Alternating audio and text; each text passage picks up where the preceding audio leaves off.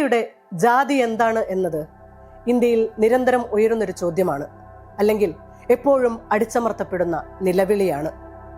ജാതി വ്യവസ്ഥയുടെ പൂണൂലിൽ കെട്ടിയല്ലാത്തൊരു പൊതുബോധമോ സാമൂഹ്യ സംവിധാനമോ രാഷ്ട്രീയ അധികാരമോ ഇന്ത്യയിൽ പ്രവർത്തിക്കുന്നില്ല. അങ്ങനെയല്ല എന്ന ശുഭാപ്തി വിശ്വാസത്തിന്റെ സന്ദേഹമുയരുന്ന ഓരോ ഘട്ടത്തിലും ജാതിവെറിയുടെയും വിവേചനത്തിന്റെയും സനാതന സംസ്കാരഭരിതമായ ജാതിഹിംസയുടെയും മറ്റൊരു വാർത്ത പ്രതീക്ഷയുടെ ആകാശത്തു നിന്നും നിങ്ങളെ കഠിന യാഥാർത്ഥ്യത്തിന്റെ ഭൂമിയിലെത്തിക്കും. ഇന്ത്യയുടെ പരമോന്നത നീതിപീഠത്തിന്റെ പരമോന്നത ന്യായാധിപന്റെ നേർക്ക് ഒരു ഹിന്ദു സനാതനി എറിഞ്ഞ ഷൂ അത്തരത്തിലൊന്നായിരുന്നു.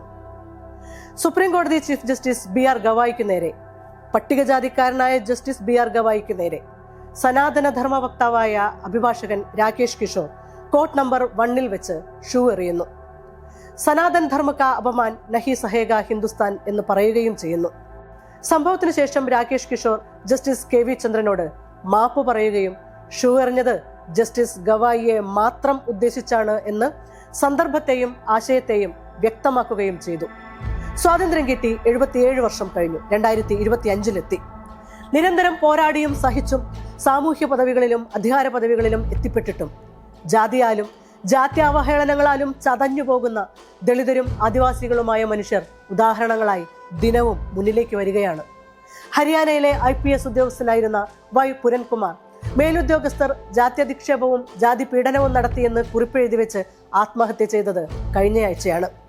കേരളത്തിൽ തിരുവനന്തപുരം പേരൂർക്കടയിൽ വ്യാജമോഷണ കുറ്റത്തിൽ അറസ്റ്റിലായ വീട്ടുജോലി ചെയ്യുന്ന ദളിതയായ ബിന്ദുവിനെ ഒരു രാത്രിയും പകലും വെള്ളം പോലും നൽകാതെ പീഡിപ്പിച്ചതിന്റെ പേരാണ് ജാതി. ശ്രീരാമപുരം ക്ഷേത്രത്തിലെ മേൽശാന്തിയായിരുന്ന, ശബരിമലയിലെ മുഖ്യ പരികർമ്മിയായിരുന്ന, സ്വർണമോഷണ കേസിലെ ഉണ്ണികൃഷ്ണൻ പോറ്റിക്ക് ശബരിമല ക്ഷേത്രത്തിലെ ദ്വാരപാലകരെയും അയ്യപ്പനെയും വരെ ഇളക്കിക്കൊണ്ടുപോകാനുള്ള തരത്തിൽ സ്വാതന്ത്ര്യമുണ്ടാകുന്നത്, നമ്മുടെ സാമൂഹ്യ ജീവിതത്തിന്റെ നടകൾ അടയ്ക്കുന്നതും തുറക്കുന്നതും ഇപ്പോഴും ജാതിധർമ്മത്തിന്റെ ഹരിവരാസനം പാടിക്കൊണ്ടാണ് എന്നതുകൊണ്ടുകൂടിയാണ്. അമ്പലം വിഴുങ്ങി എന്ന ആരോപണം നേരിടുന്ന പോറ്റിയോട് സമൂഹവും മാധ്യമങ്ങളും രാഷ്ട്രീയ നേതൃത്വവും കാണിക്കുന്ന പരിഗണനയാണ് സവർണ വിധേയത്വം. പോറ്റി മോഷണം നടത്തില്ലെന്നും ഇനിയിപ്പോൾ നടത്തിയാലും അത് അത്ര വലിയ തെറ്റോ കുറ്റമോ കാര്യമോ അല്ലെന്നും സ്വാഭാവികമായി തോന്നുന്നതാണ് ജാതി. രോഹിത് വെമുലയ്ക്കും വിനായകനും മരിക്കേണ്ടി വരുന്നതും ജാതിയാലാണ്.